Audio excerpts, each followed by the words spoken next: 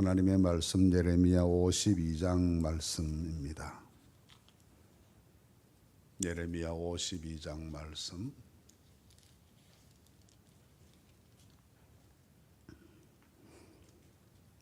교독하겠습니다.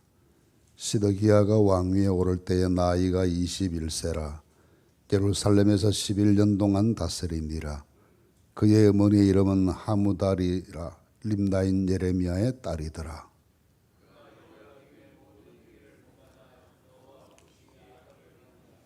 여호와께서 예루살렘과 유다에게 진노하심이 그들을 자기 앞에서 쫓아내시기까지 이르렀더라.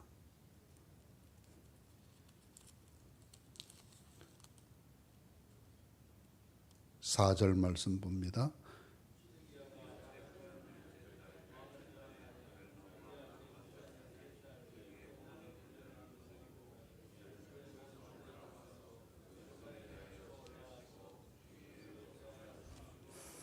그 성이 시드기야 왕 제11년까지 포위되었더라.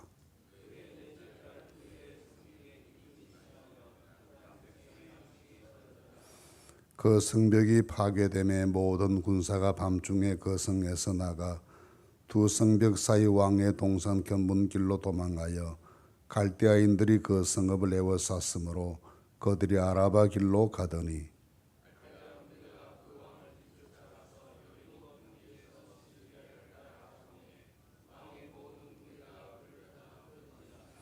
그들이 왕을 사로잡아 그를 하맛 땅 리블라에 있는 바벨론 왕에게로 끌고 가매 그가 시드기야를 심문하니라.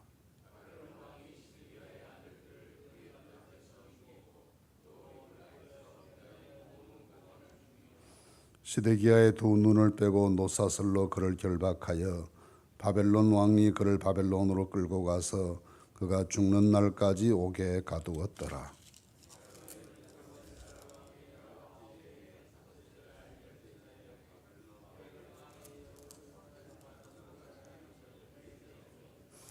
여호와의 성전과 왕궁을 불사르고 예루살렘의 모든 집과 고관들의 집까지 불살랐으며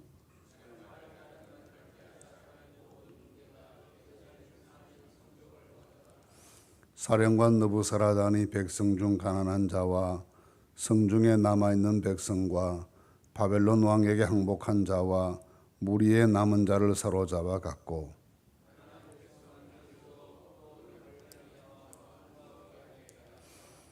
갈대아 사람은 또 여호와의 성전의 두 놋기둥과 받침들과 여호와의 성전의 놋대야를 깨뜨려 그 놋을 바벨론으로 가져갔고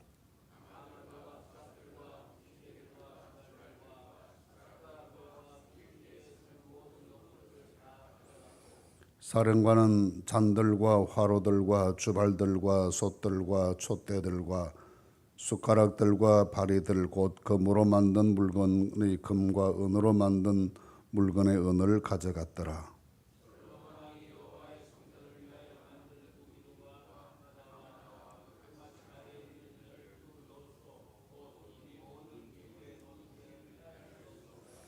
그 기둥은 한 기둥의 높이가 18규빗이요 그 둘레는 12규빗이며 그 속이 비었고 그 두께는 네 손가락 두께이며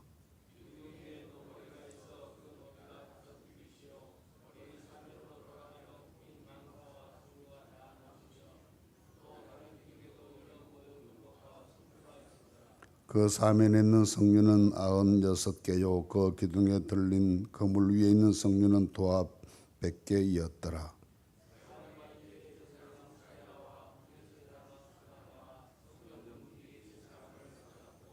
또 성 안에서 사람을 사로잡았으니 곧 군사를 거느린 지휘관 한 사람과 또 성중에서 만난 왕의 내시 7명과 군인을 감독하는 군 지휘관의 서기관 하나와 성 안에서 만난 평민 60명이라.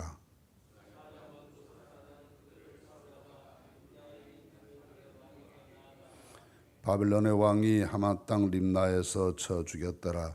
이와 같이 유다가 사로잡혀 본국에서 떠났더라.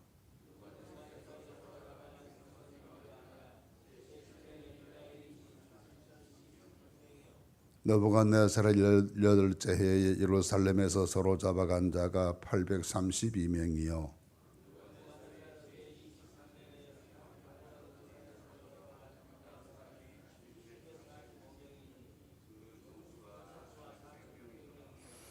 유다 왕 여호야긴이 사로잡혀간 지 37년 곧 바벨론의 에월므로닥 왕의 즉위 원년 12째 달 25째 날 그가 유다의 여호야긴 왕의 머리를 들어 주었고 감옥에서 풀어 주었더라.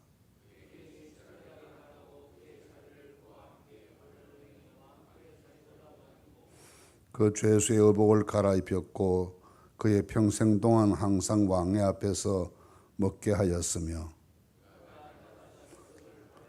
왕에게서 받는 정량이 있었고 죽는 날까지 곧 종신토록 받았더라. 아멘. 긴 예레미야서의 말씀이 52장으로 끝이 나게 되었습니다. 지금까지 예레미야가 유다 왕국의 망국의 과정을 함께 지켜보면서 가슴 아픈 마음으로 했던 예언의 말씀들이 1장에서부터 기록되어 있었습니다. 이 모든 말씀의 마지막에 이르러서 52장 말씀에는 지금까지 역사를 간략하게 정리해 주는 것으로 일종의 마감을 하고 부록과 같은 형태의 내용으로 구성되어 있습니다.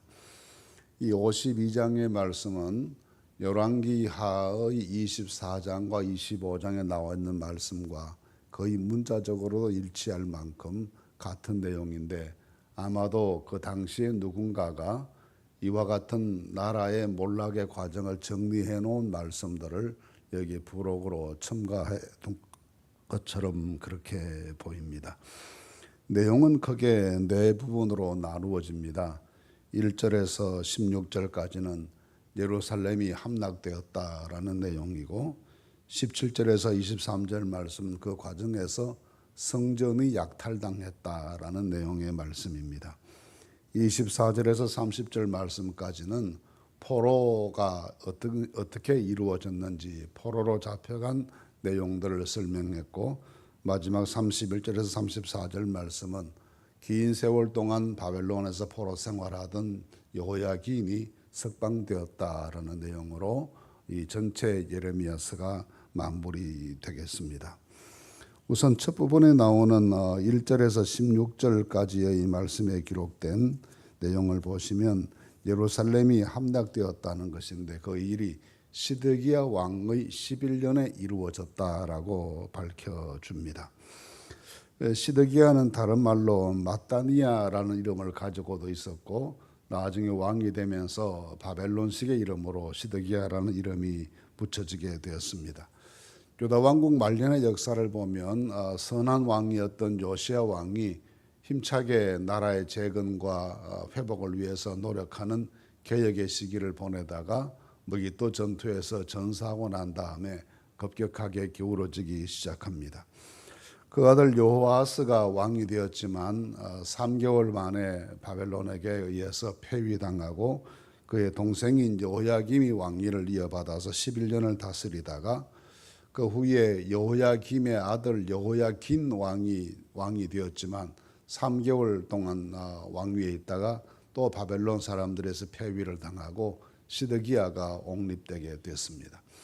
실제로 시드기야 왕은 요시야 왕의 아들이었기 때문에 앞에 있던 왕이 여호야긴 왕에게는 숙부가 되는 사람인데 왕위의 서열에 관계없이 바벨론 사람들의 선호에 따라서 왕위에 오른 인물이 되었습니다.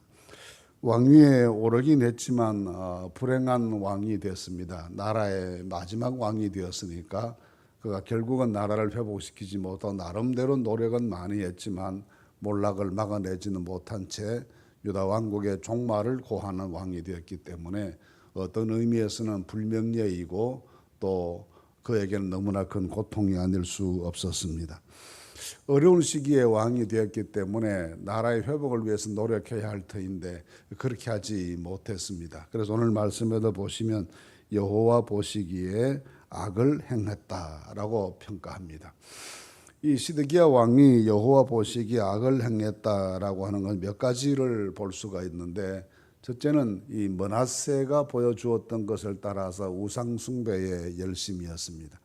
그것이 자신이 종교적으로 우상 숭배자가 된 것인지, 강대국들의 비위를 맞추기 위해서 강대국들의 종교를 그렇게 수용한 것인지는 분명하지 않지만, 하나님 향한 신앙을 올바르게 지키지 못한 것은 분명합니다.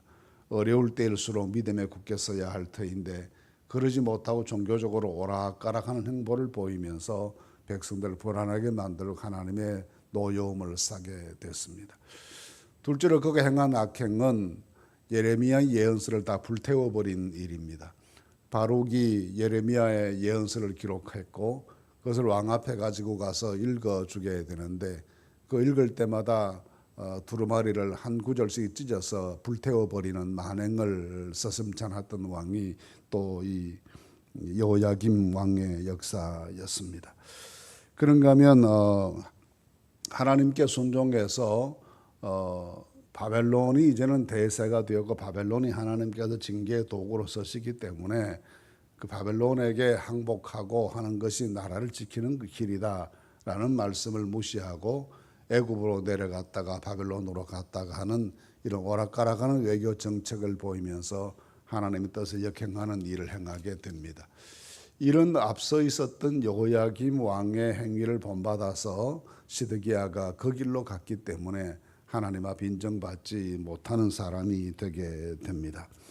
이 시드기야가 왕이 된 지 9년째 되었을 때, 9년 10월에 바벨론 군대가 와서 예루살렘을 포위하게 되고, 그리고 11년 4월에 항복하게 되었으니까 1년 6개월 동안 예루살렘이 포위되어 있다가 도저히 굶주림을 견디지 못해서 성을 열게 되고, 그 길로 나라는 완전히 망해버리고 말았습니다.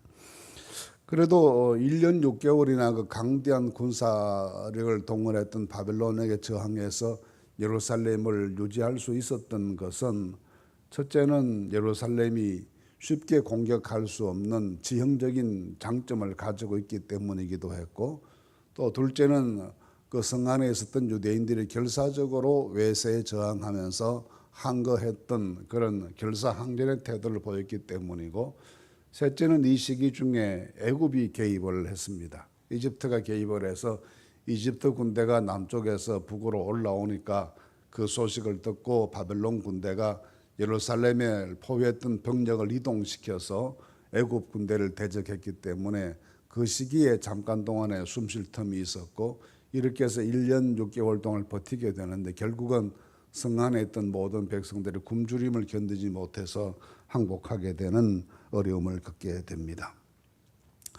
이 성이 무너지고 성문이 열리게 됐을 때 왕인 시드기야가 일부 세력과 함께 비밀 통로를 통해서 예루살렘 성을 빠져나가서 사해 인근으로 피난을 가게 되는데, 아마도 요단강 건너편으로 피난 가기 위해서 길을 나섰던 것으로 보입니다. 그러다가 여리고 평지에서 바벨론의 추격하는 군사에게 잡히게 되고, 시드기야가 림나에 있는 바벨론 왕에게로 끌려가게 됩니다. 그래서 오늘 말씀에서 보시면 그를 하맛 땅 리블라에 있는 바벨론 왕에게로 끌고 가매 그가 시드기야를 신문하니라, 그렇게 말했습니다. 이곳은 아마도 림나라고 하는 곳이 이 바벨론의 왕이 현지 사령부처럼 그렇게 진영을 갖추어 놓고 이곳을 본부로 삼고 주변 모든 나라를 점령하는 그런 일을 진행했던 전쟁의 현지 사령부처럼 역할을 했던 곳이 이곳이었습니다. 지금으로 말하면 이스라엘 북쪽에 있는 그 높은 산맥이 있습니다. 헤브론 이 굉장히 큰 산맥이 있는 그 두 산맥의 그 중간지대에 이곳이 위치해 있어서, 이 산맥의 중간지대에 있는 헬몬산 근처에서 헬몬산과 레바논 사이에 있는 도시인데, 이곳을 본부 삼고 그 주변을 평정해 나가는 작업을 했는데, 이곳으로 시드기야 왕이 끌려가서 모욕을 당합니다. 두 아들이 눈앞에서 죽임을 당하고, 그 후에 자기는 두 눈이 뽑힌 채로 노사슬에 매여서 바벨론으로 끌려가고 그리고 바벨론에서 생을 마쳤다라는 것이 시드기야 역사의 결론이었습니다. 이때가 느부갓네살 19년이다 했으니까 느부갓네살 19년이면 시드기야 왕 11년째 되었을 때이고 BC 586년의 일입니다. 다윗이 BC 1000년경에 예루살렘을 점령했습니다. 그때까지 예루살렘이 아직도 미정복지대로 남아 있으면서 계속해서 이스라엘 백성이 차지하지 못했던 그런 성이었는데 이곳을 다윗이 새 왕이 되면서 요압이라는 군대 장관을 보내서 이 예루살렘을 점령하고 다윗 성이다 또는 시온 성이다 그렇게 부르면서 예루살렘의 역사가 시작됐는데 586년에 이르러서 400여 년 만에 결국 이 성이 다시 바벨론에게 함락당하는 것으로 종말을 구하게 됩니다. 그러고 난 다음에 오늘 말씀에 따르면 느부사라단이라는 사령관을 이곳에 보내서 점령 이후에 뒷정리를 하게 했는데 이 느부사라단이라는 사령관이 와서 한 정리가 세 가지입니다. 왕궁이나 귀족들의 집이나 성전을 다 불태운 것이 첫 번째 일이었고 둘째는 성벽을 다 헐어버려서 도시 기능을 하지 못하도록 만들어 버렸습니다. 이때 헐어버린 성벽을 나중에 느헤미야가 돌아와서 재건하게 되는데 그때까지 무너지고 폐허가 된 채로 성벽의 사면 모두가 붕괴된 처참한 모습으로 예루살렘이 버려지게 됩니다. 그는 거기에 남아있던 모든 포로들을 다 잡아가고 남겨둔 사람들은 빈천한 사람들만 그 도시에 남겨두었다 했습니다. 이런 역사를 보게 되면 거기 예루살렘의 마지막까지 남아있었던 사람들은 정말 세상적인 기준으로 쓸모없는 사람들처럼 포로로 끌고 가도 유익하지 못한 사람들처럼 판단되어서 남겨두었을 터인데 그런 연약함이 그들이 생존할 수 있는 하나님의 은혜가 됐습니다. 이때 끌려갔던 사람들은 다 림나에서 다 처형당하고 말았습니다. 바벨론까지 끌어가지도 않고 중간에서 다 죽이게 되는데 이 빈천한 사람들은 신분이 비천하다는 때문에 그 도시에 남아있게 되었지만 그것이 오히려 자기와 가족들의 생명을 지키는 길이 된 것을 생각하면 하나님의 역사하심이 오묘하다 그렇게 볼 수 있을 것입니다. 11절에서 23절 말씀까지는 성전이 어떻게 파괴되고 약탈되었는가를 보여줍니다. 하나님의 성전이 이방인들에게 점령당하고 그 성전을 불태웠고 그리고 그 성전 안에 있던 모든 중요한 도구들을 다 약탈해 가고 성전을 바치고 있던 기둥들까지도 다 헐어서 다 놋을 다 녹여서 바벨론으로 가지고 갔다는 것이 이 11절 말씀 23절까지의 내용입니다. 고대 사회가 전쟁을 했을 때 신전을 이렇게 약탈하고 파괴시키는 것은 우리 신이 이 땅의 신보다 강하다는 것을 과시하기 위해서였습니다. 모든 나라들이 다 종교가 중심이 되어 있었던 신전 중심의 정치를 하고 있었고 이스라엘도 마찬가지로 예루살렘 성전 중심으로 형성되어 있었는데 이 성전이 파괴되었다고 하는 것은 하나님이 졌다. 그것을 보여주면서 모든 백성들에게 재기의 의지를 꺾어버리려는 정신적인 황폐화를 만들어버리는 그런 일들이었습니다. 결국 이렇게 해서 모든 백성들이 다 포로로 끌려가고 성전도 무너지고 왕궁은 불타고 이렇게 되어서 영적으로도 정치적으로도 군사적으로도 유다 왕국이 완전히 재기할 수 없는 폐허로 접어들게 됐다라는 내용이 이 말씀의 결론들입니다. 그 후에 포로 역사를 설명하는데 포로가 세 차례 있었습니다. 606년에 처음으로 있었고 그 다음 598년에 두 번째 있었고 셋째가 586년 BC에 있게 되는데 이 세 차례 포로를 통해서 유다 왕국의 쓸만한 인재들은 다 바벨론으로 끌려가고 남아있던 사람들은 다 죽임을 당하고 그리고 그 땅에 남아있는 사람 소수의 빈천한 사람들이 남아있어서 포도원을 지키고 농사를 짓고 하는 이런 사람들이 되게 했습니다. 총독 그달랴를 세워서 그 백성들을 돌보게 했지만 내부 분란 때문에 총독이 암살당하고 남아있는 사람들은 다 바벨론에서 이 보복을 두려워해서 애굽으로 다 피난 갔기 때문에 그 땅에 실질적으로 그 땅을 지키는 사람이 남아있지 않는 완전한 패망으로 이어지게 됩니다. 이런 답답한 역사가 이어지게 되는데 마지막 부분에 보시면 여호야긴 왕이 포로로 잡혀가서 그 감옥 생활을 37일이나 감옥 생활을 하다가 석방됐다라는 이야기가 이 예레미야서의 마지막 이야기입니다. 그리고 그가 석방되고 난 다음에 바벨론 왕궁에서 왕들과 함께 상에서 음식을 먹는 사람이 되었고 그가 종신토록 그렇게 대우를 받았다. 왕이 살아남아 있다는 이야기입니다. 이 왕이 살아남아 있다고 하는 이야기는 유대인들에게 큰 희망이었습니다.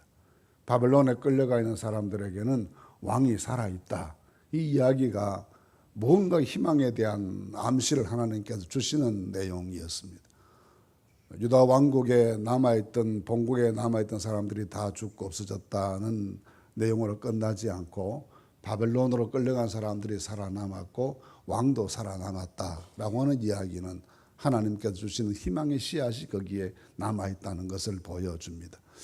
그 희망의 씨앗이 남아있다는 말씀 그대로 나중에 포로된 사람들이 석방되어서 다 예루살렘으로 돌아오게 되고 그들이 나라를 재건하는 중심 세력이 되게 되는 것입니다. 환난 중에도 하나님께서 씨앗을 남겨두셨고 멸망 중에도 그루터기를 하나님께서 남겨두셔서 모든 백성들이 희망을 가지고 기도할 수 있도록 마지막 은혜를 하나님께서 베풀어 주셨습니다.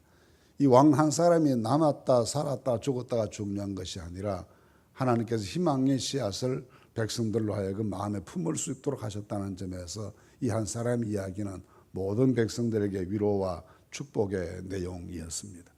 아마도 그가 살아남게 된 것은 에월모로닥이라는 새 왕이 되면서 보통 새 왕이 저기하면 사면을 베푸는데 사면 혜택을 받았거나 아니면 그 당시가 다니엘이 활발하게 활동할 때였기 때문에 다니엘의 노력으로 이 유다 왕이 죽음을 면하고 살아남아서 예우를 받았다라고도 볼 수 있을 것입니다. 그러나 그 배후에는 하나님께서 이 바벨론에 포로된 백성들에게 희망을 주시고 그 희망을 품고 어려운 지경에서 나라를 지켜 끝까지 희망을 가지고 내일을 기약하면서 고난의 세월을 살아가도록 하시려는 하나님의 의지가 그 속에 있는 것입니다. 이렇게 역사는 끝이 났지만 하나님은 희망을 씨앗으로 남겨두셨습니다. 어떤 환난 가운데도 우리에게 희망을 주신 하나님께 감사하고 그 희망의 끈을 붙잡고 놓치지 않고 기도하시는 성도들이 되실 수 있기를 간절히 바랍니다.